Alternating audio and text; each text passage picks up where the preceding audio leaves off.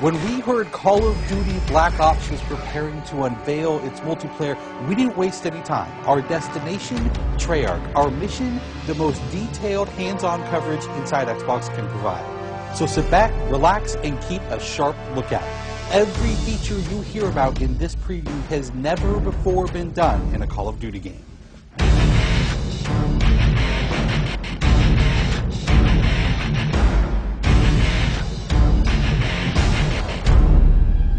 We begin where the multiplayer trailer for Black Ops left off, with theater mode.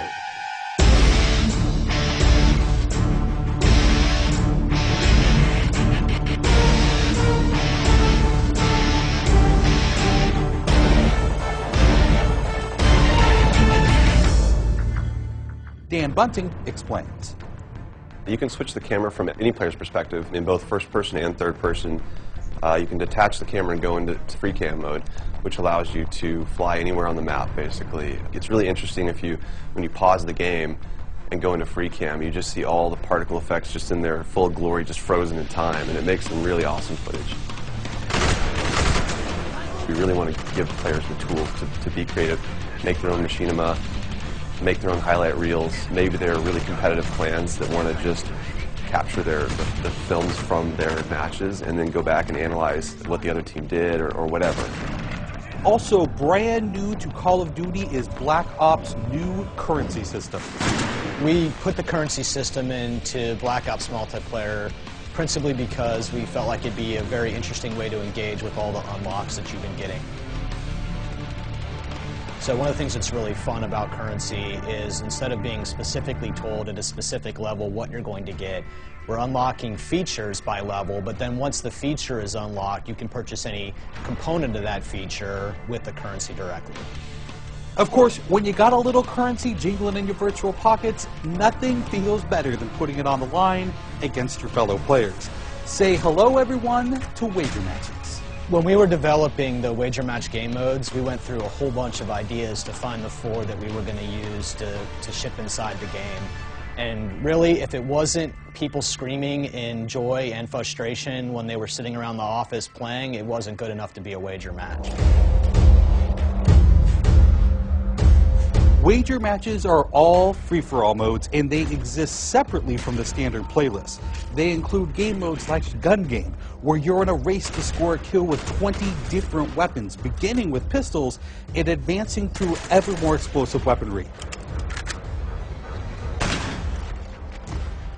It's extremely rewarding for us as a design team to put something up there that people are reacting to really well and it's slightly different than what they get, and everyone loves the core game. And you have to be very careful when you're finessing the core mechanics of the game. But wager matches let us kind of get our creativity flowing and do some things that you're not normally used to, and then spin them up in unique ways and combine things in ways that you haven't seen before, that you never really thought of, and that wouldn't be appropriate for the core game, but are completely appropriate for wager matches.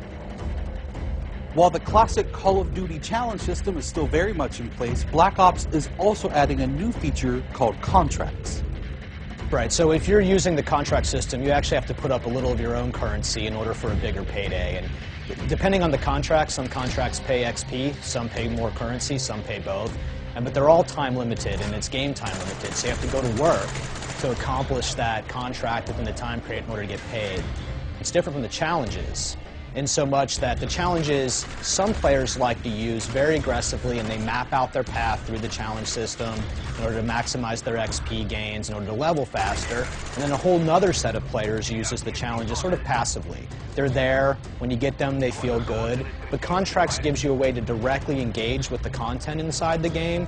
It says, hey, I'm an SMG guy, I want SMG-based contracts, I'm going to chase my contract, and I'm going to get paid. And that's fun. Another focus for Black Ops is player customization, including things like unlockable face paint, unique perk-specific character models, and a whole lot of weapon customization. We've been we stole the line from Full Metal Jacket, this is my weapon, this is my gun, and we're chanting that around the office as sort of our mantra for this feature. Originally it started with one of our designers he just made kind of an offhand comment one day where he said, you know, I really have a certain attachment to the weapon that's my favorite. I want to make that weapon mine, and that was all it took. So from there, it was just what are the things that are cool? It's like, put your clan tag on your gun, of course. And we've got the emblem editor by itself is an element of creativity for players.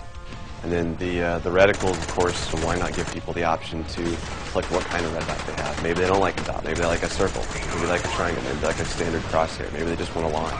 And then there is combat training, which allows you to get comfortable with the trappings of multiplayer by competing in matches against AI-controlled opponents.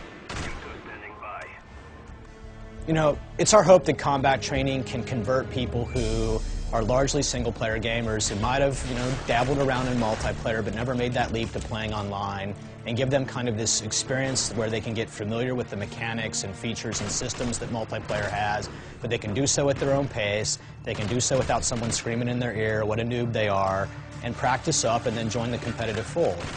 Experienced players could use combat training to practice up on a particular weapon, a particular tactic, or a particular map.